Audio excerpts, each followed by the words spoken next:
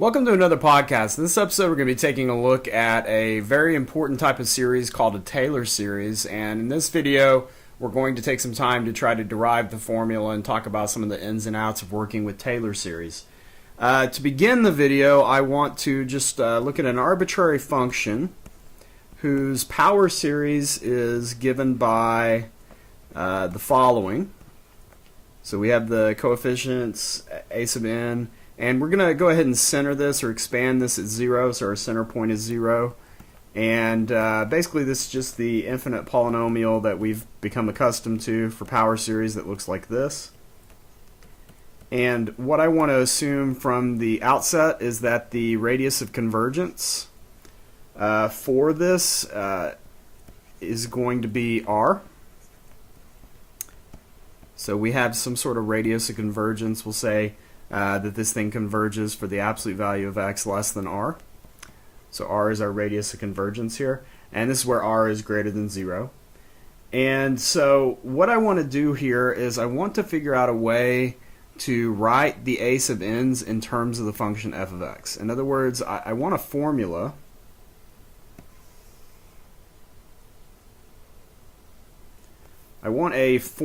for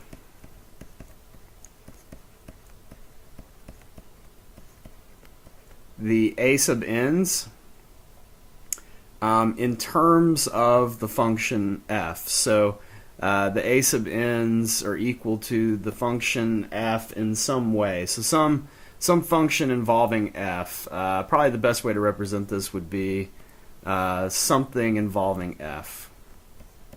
So I want the function f of x to be a part of the formula for the coefficients. And what that would allow us to do is construct series based on the functions we're working with, rather than having to construct them off just knowing the geometric series, which was the only way we had prior to this. So in order to do this, what I need to do is take the derivative here of f, which we know that taking derivatives of power series, just like normal series, that occurs piecewise. So this is the sum, n goes from 1 to infinity of n times a n x to the n minus 1. And so the series here would be a1 plus 2a2x plus the next term would be 3a3x squared, and so on. And what we know is that if the radius of convergence of the original series is r, then the radius of convergence of the derivative is at least r. Couple of things here that I want to sort of bring along is, if you look at f of x and evaluate the function f at 0, you get the point a0. Similarly here, if you take the function f prime of x, the derivative, and you evaluate f prime at 0, you get a1. If I take this a step further, then what happens if we look at f double prime? So f double prime of x would be the sum, n goes from 2 to infinity, of n times n minus 1 a sub n x to the n minus 2. And if I start writing out the terms, it would be 2a2 plus 3 times 2a3 x plus, and you can see what the next term would be. It would be 4 times 3 a4 x squared, and then it would just keep going from there. And this would also have a radius of convergence of at least r. And so what you're looking at here then is, if I apply the same sort of thing and I look at evaluating this at 0, it's equal to 2a2, or a2 is equal to f double prime over 0, f double prime at 0 over 2, and I'm going to think of this as being 2 factorial, just like I'm going to think of this as being 1 factorial, and I'm going to think of this as being 0 factorial. Remember, 0 factorial is 1. So I'm looking for a pattern here, and I think you can see the pattern pretty clearly, because if you look at the next term up, the next term up would be this. So if I went and looked at f triple prime at 0, f triple prime at 0 would be this 3 times 2 times a3 term, which means a3 would be f triple prime at 0 divided by 3 times 2, but 3 times 2 is the same thing as 3 factorial.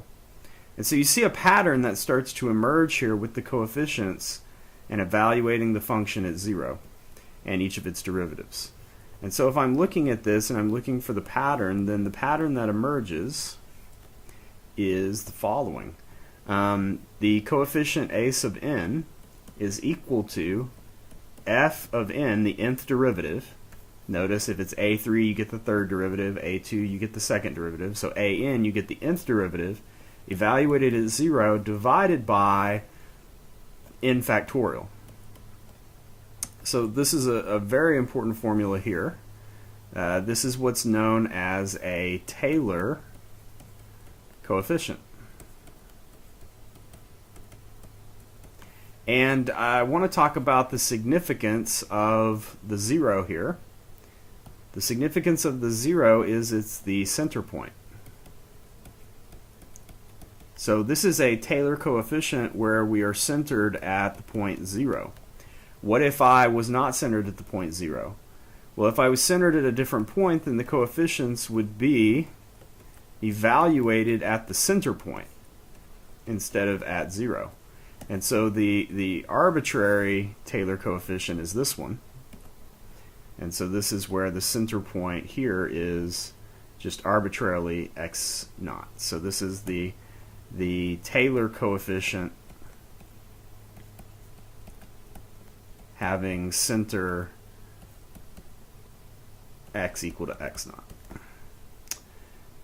Now, writing this in terms of a series is not all that difficult. Essentially what you're doing at that point is just replacing the coefficients for f of x here, so replacing these an's with this new formula. So the Taylor series, which is what we were after here, a description of, the Taylor series for the function f of x is given by f of x is equal to the sum. N goes from 0 to infinity of, replace an with this formula. So f of n, and if it's centered at 0, it would be this coefficient, x to the n. And if it's centered at a point other than 0, then the power series expansion would look like this. So we would use the Taylor coefficient centered at a different point, and then if our power series is centered at that point, our power series would look like this. And so either of these two would be our formula then for looking at the appropriate Taylor series.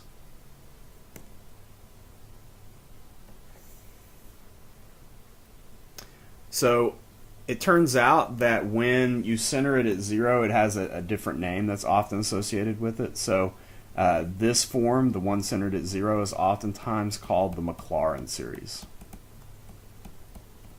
So we're going to talk about some popular Maclaurin series in a future video, but for the time being, we're just going to call everything Taylor series for now. But if the Taylor series is centered at 0, then people will oftentimes call it the Maclaurin series. So the idea here is we need, in order to calculate Taylor series,